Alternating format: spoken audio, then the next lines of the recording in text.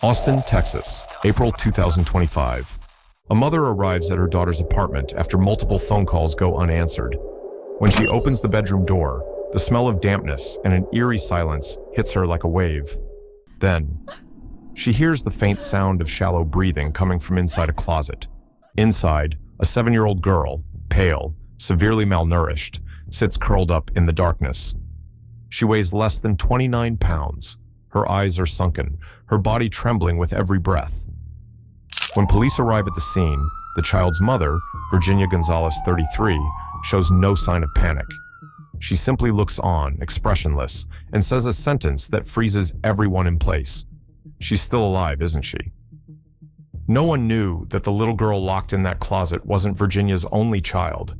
Ava Marie Gonzalez was born in 2015, the first daughter of Virginia Gonzalez, a single mother living a reclusive life in Del Valle, Texas. From the moment she was born, Ava was cut off from everything considered part of the system. No father listed on any official form, no valid birth certificate, no vaccination records, no medical follow-ups, and never once enrolled in any daycare or preschool. Ava grew up in a confined space where no one but her mother was allowed to see her. She had no friends, no playmates from the neighborhood. Almost no one even knew she existed.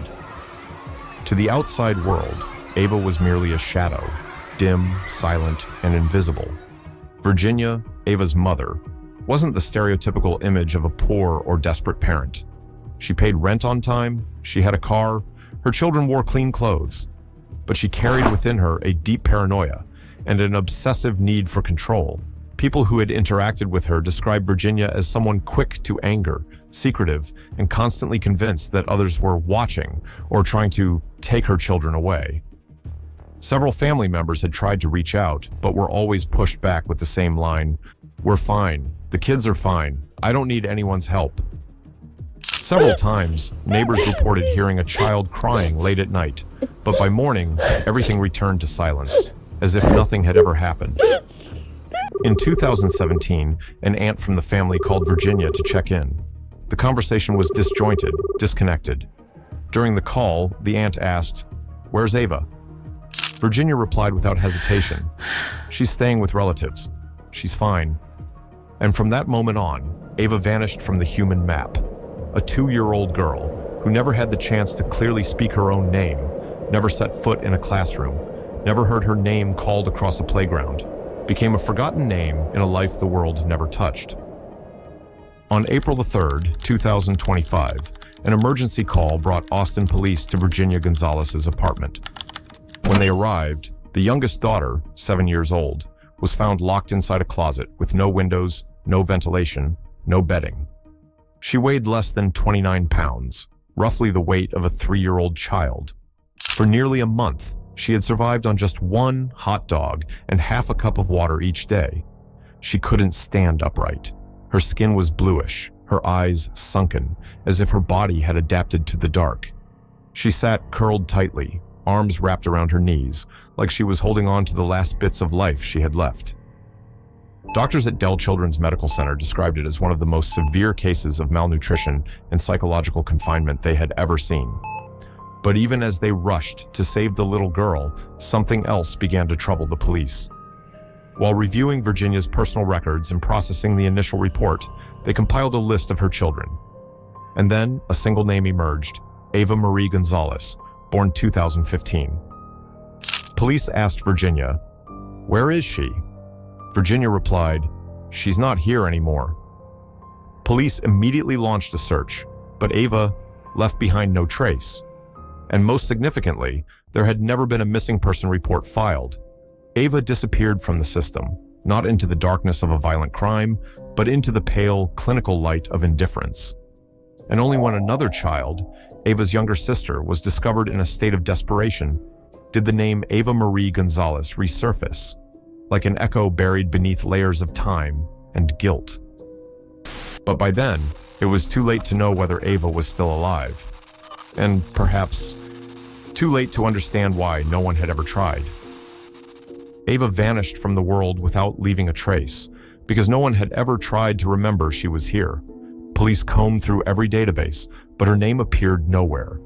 Virginia Gonzalez was interrogated, She sat in silence, no regret, no fear.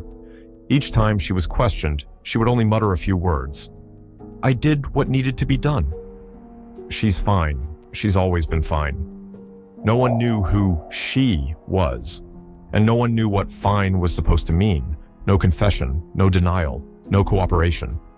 Ava wasn't killed by a stranger. She wasn't abducted in the night. She was erased from community memory, from the legal system, and from even the most basic human concern a child deserves. And when a child disappears and no one knows, no one asks, no one hurts, then silence itself becomes the crime. The Austin Police Department opened a special investigation. They released an age-progressed image of Ava at 9 years old, launched a hotline, and even retraced every address where Virginia had once lived. But there were no leads, no body, no one spoke up. With each passing day, the possibility that Ava was still alive flickered like a fragile flame, dying in the wind. People began leaving flowers. They wrote her name on never forget walls. And yet, many still could not fathom how a child could vanish for 8 years, and no one, absolutely no one, had ever asked. Virginia Gonzalez was arrested and charged with serious injury to a child, abandonment, and prolonged abuse. But for Ava, there were no charges, because there was no evidence Ava was dead, and no evidence she was alive. The court called it a case of disappearance through systemic silence. Local child welfare agencies were internally investigated. Some caseworkers were disciplined for failing to follow up on Virginia's family for 8 entire years. But Ava still hasn't returned, and Virginia remains silent. In 2025, if Ava is still alive, she would be 9 years old. Her digitally aged photo now circulates across police stations, hospitals, and schools. Some say they've seen a girl like Ava near the border. Others believe Ava never existed at all, that she was either an illusion or a victim of something worse than the truth. But the question remains, louder than death itself. How can a child disappear and no one knows she's gone? Ava Marie Gonzalez, a name with no grave, no voice, and perhaps never to be found. Not because she wasn't worth finding, but because the world never tried.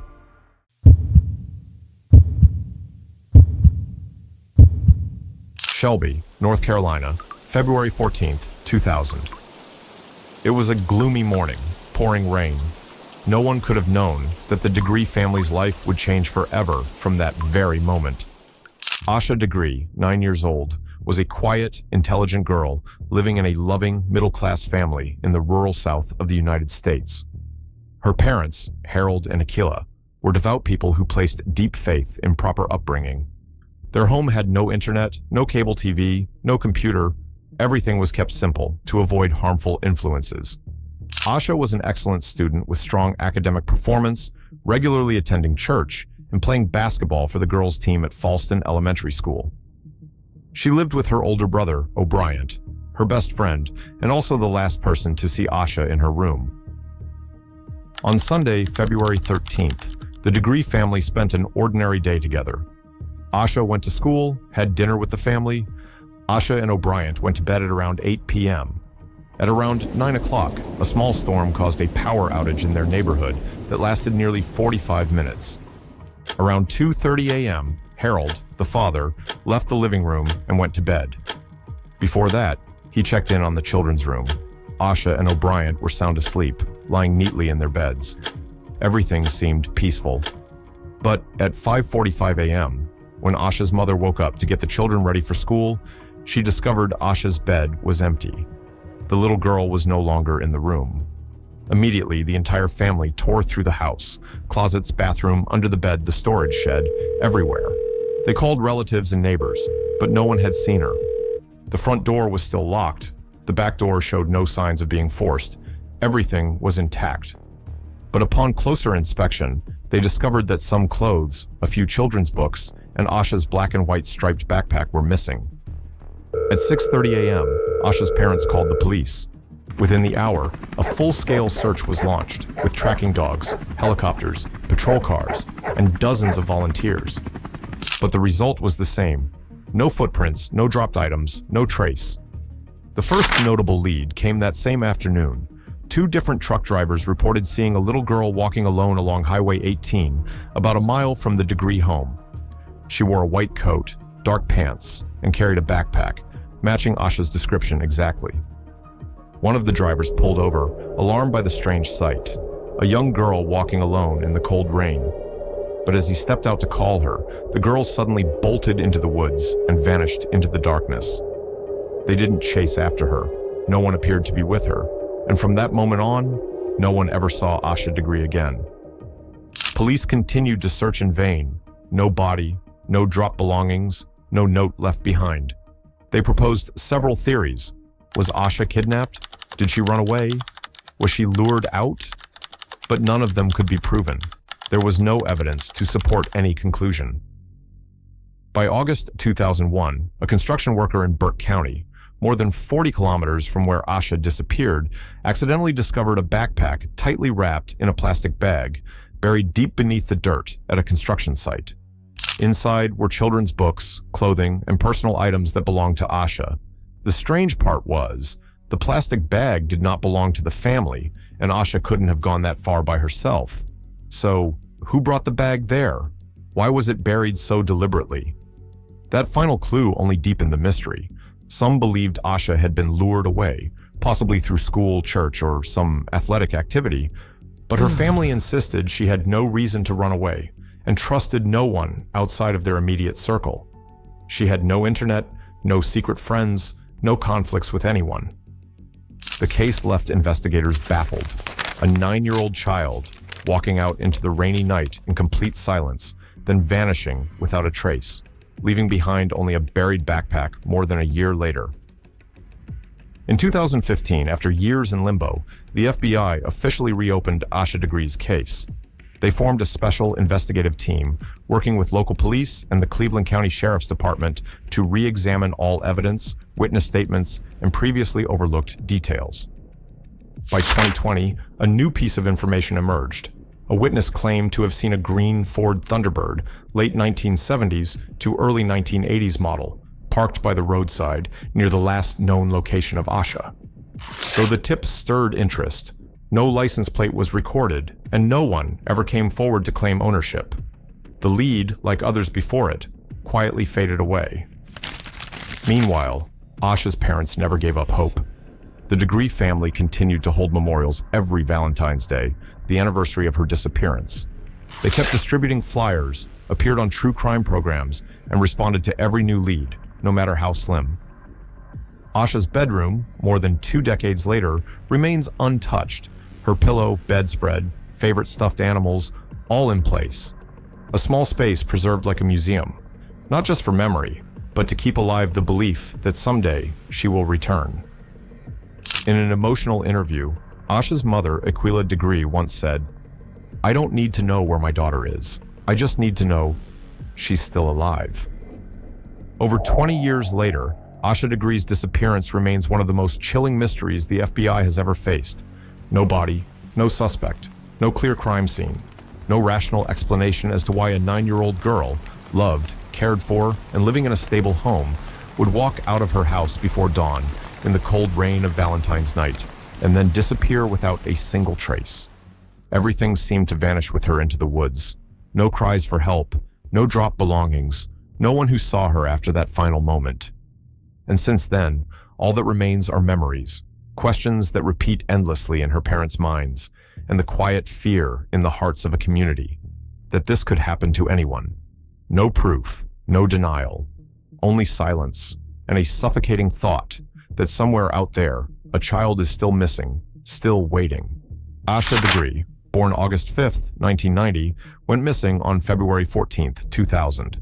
If you've ever seen, heard, or even suspected something, no matter how small, please speak up.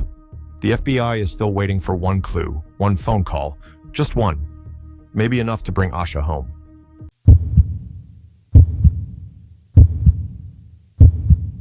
On May 1st, 2002, Evelyn Hernandez, a single mother of Salvadoran origin, suddenly vanished along with her 5-year-old son, Alex, just days before her due date.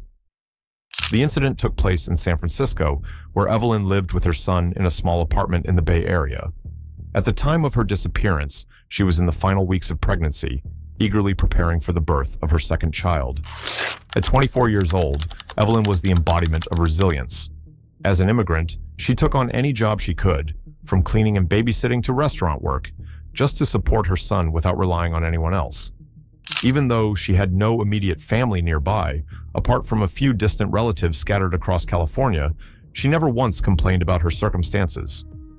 Evelyn lived simply and frugally, but always tried to provide the best she could for her son. A devoted and strong-willed mother, Evelyn was described by neighbors as quiet but kind, always cheerful when speaking about her son. She spent most of her free time with Alex, taking him to the park, telling him bedtime stories, and teaching him to read. To Evelyn, Alex was her whole world, so when both of them suddenly disappeared without a single message, no one could understand what had happened. What made Evelyn Hernandez's disappearance even stranger and more chilling was the fact that it occurred on the very day she had scheduled a hospital visit to give birth. Evelyn was in the final stages of pregnancy and fully aware that she needed careful medical attention. Her failure to arrive at the hospital, make a phone call, or leave any sort of message went completely against her nature. Her family immediately sensed that something was wrong. Evelyn had always been responsible, keeping in regular contact, especially during the final stretch of her pregnancy. For her to suddenly vanish, along with her 5-year-old son, without any warning, was something that had never happened before. Not long after losing contact with her, Evelyn's family immediately reported her missing to the police, marking the beginning of one of the most haunting disappearance cases in the Bay Area. But at that time, no one knew that every clue would eventually lead to a chilling and deeply frustrating conclusion. A few days after Evelyn vanished, an unexpected detail emerged. Her wallet was found near a canal in South San Francisco. Inside, everything was intact: cash, identification papers, and even an uncashed financial assistance check. This discovery quickly led the police to rule out robbery, since there were no signs that anything had been stolen. What made this discovery even more suspicious was the location. The wallet was found just a few blocks from the workplace of Herman Aguilera, Evelyn's boyfriend. Herman Aguilera was the father of the unborn child Evelyn was carrying and the last confirmed person to have communicated with her before she went missing. What's notable is that Aguilera was already married, a fact Evelyn only discovered during her pregnancy. Despite that, Aguilera cooperated with the investigation and consistently denied any involvement in the disappearance. He was not prosecuted, nor was he listed as a suspect. But the strange proximity and timing have kept suspicion about Aguilera's true role alive ever since. Nearly 3 months later, on July 24th, a partial human body was found floating in the waters near the Bay Bridge. The body was severely decomposed, missing the head, hands, and feet, clearly an attempt to hinder identification. But thanks to a distinctive tattoo and DNA testing, the police confirmed it was Evelyn Hernandez. The body revealed that she was still pregnant at the time she was killed. Alex, her 5-year-old son, was never found. The fetus in Evelyn's womb also vanished, making the case all the more horrifying and heartbreaking. Since then, the investigation has gone nowhere. There was no strong forensic evidence to prosecute, no witnesses, no one came forward. When Evelyn Hernandez disappeared, her family's pain quickly faded into obscurity, drowned out by society's noise and the indifference of the media. At the same time, another missing persons case began to dominate headlines across the United States. Laci Peterson, a white woman, pregnant, living in a middle-class suburban neighborhood. Laci also vanished under mysterious circumstances, and her body was later found floating in the bay, almost identical to Evelyn's case. But the difference lay in how society responded. While television, newspapers, and national programs reported every tiny detail of Laci's story, Evelyn's, a woman of Salvadoran immigrant background, was barely mentioned. There was no massive media campaign, no public outcry, no special federal task force. Even though the circumstances were eerily similar, Evelyn Hernandez's name was buried beneath layers of neglect and subtle discrimination. This stark contrast became proof of a chilling truth. Sometimes, the degree of justice is measured by one's skin color and social status. The sharp contrast between the two cases, Evelyn Hernandez and Laci Peterson, was examined under a microscope in the 2025 documentary Murder Has Two Faces, hosted by veteran journalist Robin Roberts. The film not only recounts the details of Evelyn's disappearance and mysterious death, but also boldly delves into a painful reality: how a victim's race, origin, and socioeconomic background can directly affect the level of public, media, and even law enforcement attention. In the documentary, journalists, activists, and Evelyn's loved ones all ask the same question. If Evelyn had been a white woman, well-educated and from an affluent neighborhood, would her fate, and that of her son, have been so easily forgotten? 2 decades have passed, so long that the children who were the same age as Alex, Evelyn's son, might now have graduated from college.